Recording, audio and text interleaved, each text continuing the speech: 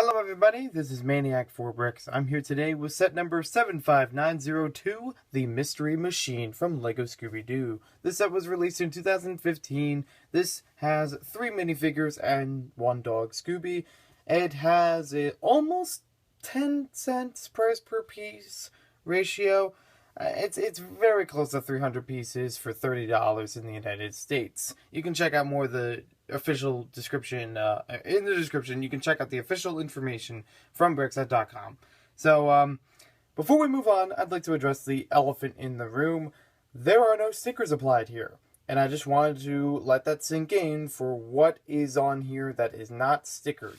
And also address the other elephant in the room. There are a ton of stickers that go into this set. Just look at it. All those little squares next to each sticker, that's a sticker. Little number. And according to this, it says, without repeat, there are 23 stickers in this set. Only 2 or 3 of them that actually apply to the tree on the left side, and the rest of them apply all throughout the Mystery Machine on the outside and the inside of it. So, yikes. But I just wanted to let you know that in advance. I don't know how many other reviews actually show the set without stickers before applying them. Usually it's just done with applied stickers on it, and then they talk about, oh, it's so many stickers to put on. But I just wanted to show, what does this van look like if you build it solely without the stickers applied? So you do have a couple printed pieces. As you can see, the flowers are printed on each of the wheel wells and the front. Nothing printed on the back. If we open this up, which actually does have, a little bit of stud connection there, you actually do have a few printed pieces on the inside. So we'll actually go through a lot of the features first. You have in there, it's supposed to be a computer screen, but needs a sticker. There's a small, looks like a stovetop. We have a sandwich. We have a sink, and you can actually move the sandwich off the sink so you can get a better look at that. Also another computer panel on the other side. There are some cameras and flashlights, your investigative tools. And you also have stud space in there, so you can fit Scooby, like, front and center. And you can also fit the other minifigures in there pretty easily as well. You also have a tape recorder on the back, so you can review some audio files, maybe interviews with some of the local residents. And you also can put this back on top. I found this interesting. They don't actually label on here anyway that's like, oh, this is the back, this is the front. You kind of have to look at the picture and remember that the back is held on like so. So, that's interesting. But we're also going to take that off again because, first of all, really big window piece. Not sure if they used it outside of this, but pretty interesting. And in here, there is another spot for your minifigures. You obviously need them to drive, and you also have room for a passenger. There's going to be a sticker space there, I believe, for the radio. And, of course, we'll get more into detail about that at the later half of the review. Probably in the last quarter of it, really, because I'm showing you everything now. Now, as far as the tree, I think this actually looks good.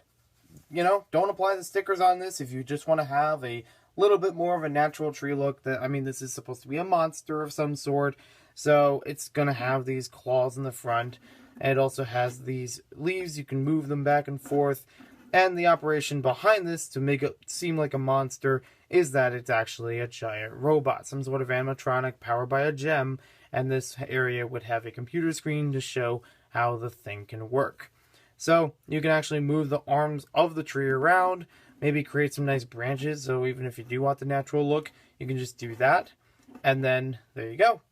So you can actually move those around on ball joints and make some nice poses with them. They don't actually grab figures, but you could have them where maybe it's almost grabbing Fred. You can fit him right on there. Or maybe just toss him. Alright, so I'm going to go apply the stickers, and then in the meantime, you can check out the figures. So we're going to start off with the 2 figures that are relatively exclusive to this set. We have Fred, and we have the zombie. Well, he's actually called Zeke. He is from one of the Scooby-Doo episodes in the original series, but this version of him doesn't actually show us what he looks like, because he only has the single head, doesn't have anything behind it and headgear to cover it. It just has the printing on the back showing where the seam would lie for his mask to hold on. Whereas on the other side, we have Fred, on the other side of his head, also has an expression. So, we'll take a look at that right now. Just gonna twist his face around, and he actually does have a nice face on him for both expressions. I think it's relatively Lego enough, but Scooby-Doo enough to recognize who he is. You could still make the argument that, yeah, it could be kind of general. If you put it on another minifigure's body, then it'll still look good. I also like to give a little bit of printing there for the ascot on the back of his, or at least for the collar, not really for the ascot. The ascot's orange. The printing on the back for the collar on his torso. So that looks very nice, and I gave the newspaper to Shaggy. We'll take a look at him in just a moment. So now we'll take a look at Shaggy and Scooby, and for these versions, I know that Shaggy has been in a couple different sets with the same face.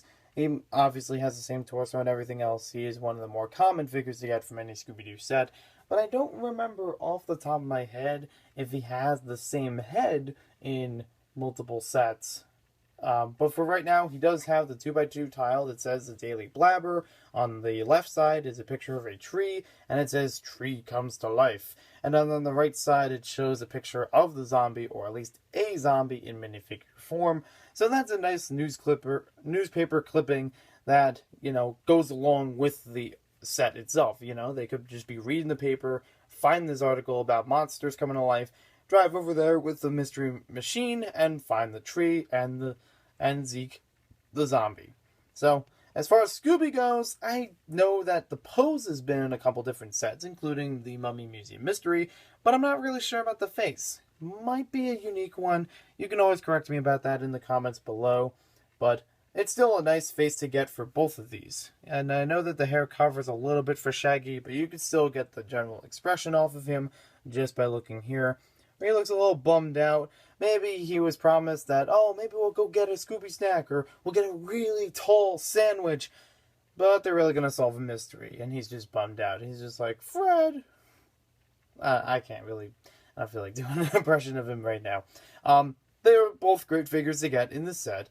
I do think Shaggy's in too many sets in general, but then again, Shaggy and Scooby are like the more comic relief of Scooby-Doo, beyond the comic relief of Scooby-Doo, and they are also just, more interesting characters. They play into every single scheme, to catch the villains, so it's practical. And I also like how Scooby has a unique looking expression on him without having to change a lot, I also like just the general pose for Scooby just like that, as opposed to the sitting version, which is a little harder to fit on studded surfaces, or at least the area around it. Okay, so now we've taken care of the minifigures. We're back with all the stickers applied to the Mystery Machine and to the tree. We're going to look at the tree at first because it only had 2 stickers, and both of them were relatively easy to apply. If you start from one side and just work your way over and keep this relatively centered, you'll have it fit on that one, circular piece pretty well. And it covers around just enough to really get all the detail in there before it gets to the mechanical back of it. And also on the back, you have the sticker that shows the mystery van and kind of spying on it with fictitious controls there. It fits pretty well on the slope because it's made for 2x2 space. I mean, a lot of stickers I've noticed over the years of applying stickers, they don't fit exactly on top of it, which I think is a good thing because it makes peeling them off a little bit easier. But also, because when they're on the sticker sheet, they do still have a little bit of a border around them. I just went to grab the sticker sheet to demonstrate. They all have a bit of a border around them, so it's going to be a little bit less than the space that they're meant to occupy, but it's still enough that it'll cover it generally. That's why I bring this up, because that's why some of the stickers on the Mystery Machine may be a slightly bit off from each other.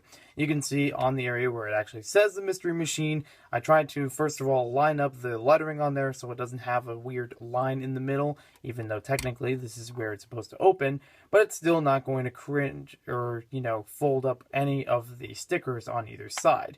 But it does, as a result, leave this little green frame around it, so it's not going to integrate with the bricks around the structure that well, but like I said, it's how the stickers are made, so if they made them any bigger, they probably wouldn't have fit it on the sheet, because they'd have to apply it for every single sticker, and even there, it's pretty tight on the sheet, as you saw earlier.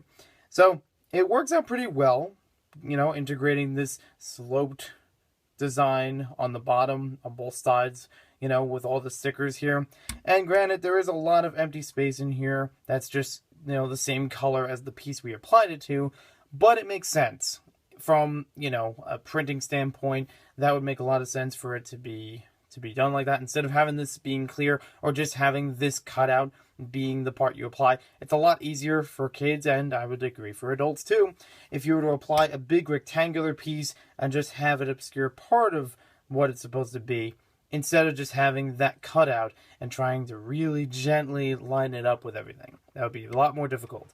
So that actually works out very well, and I think this set by itself is a testimony to how well LEGO does stickers, not only to bring out the feel of a particular model, but also to integrate them with other stickers on the model and really emphasize, you know, how you line them up really makes it, you know, pull to the whole thing together, as opposed to, like I said, having the cutouts. So, looks pretty good all the way around. Now we'll take a look on the inside. So taking off the window so we can see that radio area a little bit neater. You can see how that all lines up. I don't think that's really going to be an issue as far as, you know, the gray tile that it's on the outside. That's fine by me. And if we put the window back on, we can open up these sides. So on each of these sides, they have their own cork bulletin board with their own, you know, separate notes. No actual writing can be discerned on there. And from a logic standpoint, it's going to be hard to reach that when you have a giant computer in the way, but I digress. And on the other side, again, another corkboard sticker with some more photos on this side instead of notes. We also have the two computers, which I will just turn those panels up so you can see them a little bit easier. And one of them, we have the word danger. We have a picture highlighting a certain area of the map, and it also says alert. So we have some sort of sighting of Zeke, the zombie, in, you know, a certain town. We also have a radar here, which again also highlights Zeke. You know, apparently he's close, according to the red dots on the radar. And pretty cozy. You know, I think this really brings the set together inside and out as far as the stickers go. Personally, I just love the model itself because it has a great van feel, especially the more 70s type van that we're familiar with the show and just in real life in general. I would recommend just looking at the instructions and trying to work out the pieces and try to make different colors with this. I would love to see this in different realistic colors because I think it would make for a really great Lego City model. I have seen this once or twice done in displays, but it is a little bit larger than city scale, so I don't know if it's really going to work entirely that well, but it's still good enough a model that I would fit it in regardless. Again, I would just recommend that try to add different colors to it. I still like the color for this because it's a mystery machine, but I would love to make another model of this. Maybe have it in a whitish color, a brownish color. I'm trying to think. Somebody's got to know out there in the comments what other colors a van like this would be seen in real life, because I would be really interested in that. So there's everything for the set. As far as the $30 set, I think it's well worth the price point, because this alone is a good, you know, $20-ish value for all the pieces and stickers applied to it. All these pieces in this color are pretty nice to get, and sometimes appear in other sets, but for the most part, pretty much here. Getting Fred is great to get in this set. I believe is in one or other sets. I'm not really sure as of recording this. But getting 4 figures, if you're counting Scooby, is pretty nice. And getting Zeke is pretty cool. I just would have recommended, you know, having some alternate head or something that we could actually see what he looks like. Because he just has the, you know, the thing on the back. But because he doesn't have any headpiece or anything on top, that's why he is like that. But overall, great set. Definitely pick it up if you can find it, if you're interested in it. If you want a really nice vehicle build, this is a very sturdy vehicle build. Thanks for watching this video. Hope you guys enjoyed this review and both sides, stickers and without stickers. Let me know in the comments below what you guys think about this set. If you're into Scooby-Doo, if you're not into Scooby-Doo.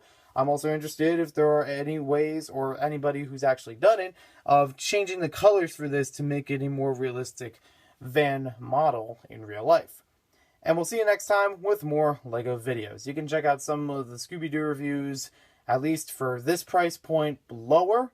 I've done the one for the Mummy Museum, and I've done the one for the Mystery Plane. I've also done a Kobe review, which is similar to the Mystery Plane. You can check that out on my channel as well. And also some other monster-related sets from Monster Fighters and other themes. We'll see you next time with more LEGO videos.